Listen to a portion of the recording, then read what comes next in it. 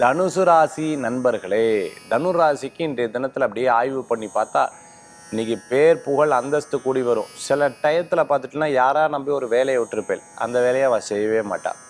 இல்லைன்னா நம்ம சொல்கிற வேலைக்கு 100 தடவை கேள்வியை கேட்பா. நீங்கள் பார்த்துட்டேன்னா ஒரு படத்தில் நீங்கள் ராதா ரவி சார் வந்து அவர் கூட அசிஸ்டண்ட்டாக இருக்கிறவர், சூர்யா சாருக்கு அசிஸ்டண்ட்டாக இருக்கிறவர்கிட்ட கூப்பிட்டு மளிகை கடைக்கு கூப்பிட்டு இந்தந்த ஜாமானை சொல்லுனா என்ன ஜாமானன்னு கேட்டோன்னா அதை சொல்லுவார், அது சொல்லுவார், என்ன சொல்லுவார், அது சொல்லுவார், என்ன சொல்லுவார், அது சொல்லுவார்.